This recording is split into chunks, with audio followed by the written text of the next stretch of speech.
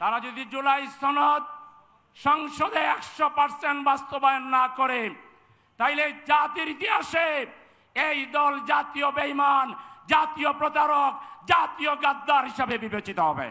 আসসালামু আলাইকুম রহমতুল্লাহ বারাকাতুহু। আমাদের জাতীয় জীবনের জন্য গত 12ই ফেব্রুয়ারির নির্বাচন এক ঐতিহাসিক মুহূর্ত ছিল। এই নির্বাচনের মধ্য দিয়ে জাতির ভাগ্য পরিবর্তনের জন্য দেশকে মুক্তিযুদ্ধ এবং জুলাই যুদ্ধের চেতনায় গড়ে তোলার জন্য এক ঐতিহাসিক জাতীয় ঐক্য রচনা হয়েছিল। কিন্তু দুর্ভাগ্যবশত একটি দল যারা বেশ কয়েকবার এই দেশ শাসন করেছে, তারা স্বাধীন বিচার বিভাগের কথা বলেছিল।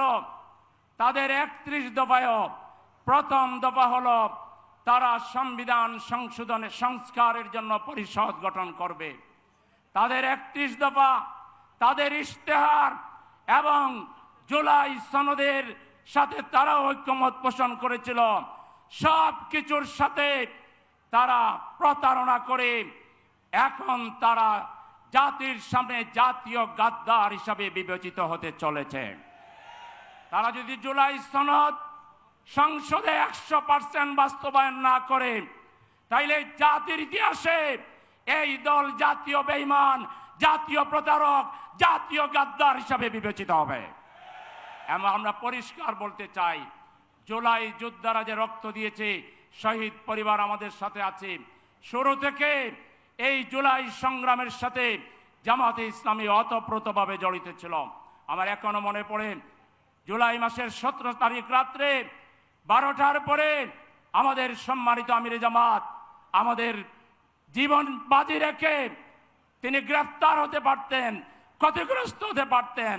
মহানগরী উত্তরের একটি অ্যাম্বুলেন্স নিয়ে তিনি প্রথমে আবার বাসায় গিয়েছিলেন।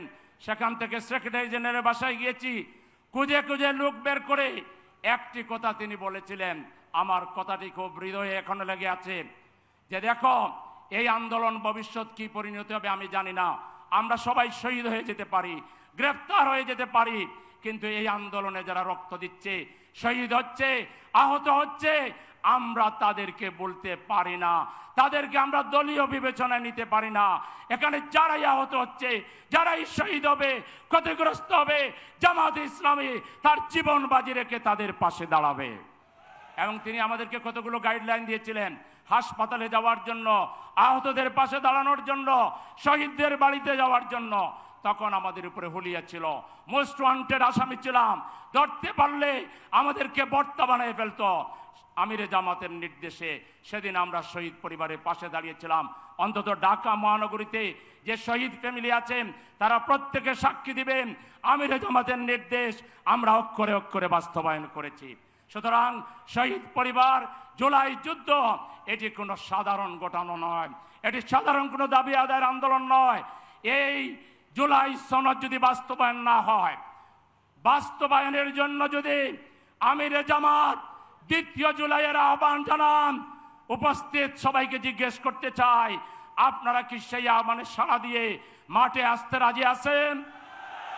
সবাইকে প্রস্তুত থাকার আহ্বান জানিয়ে শহীদ পরিবারের প্রতি শ্রদ্ধা নিবেদন করে, শহীদদের উত্তম যাজা কামনা করে, আহত পরিবারের পাশে আমরা ছিলাম, আছি এবং আমরা আমাদের জীবনের শেষ রক্তবিন্দু দিয়ে আপনাদের পাশে থাকব, সেই আহ্বান জানিয়ে সবাইকে ধন্যবাদ জানিয়ে আমার কথা শেষ করছি। আল্লাহ হাফেজ।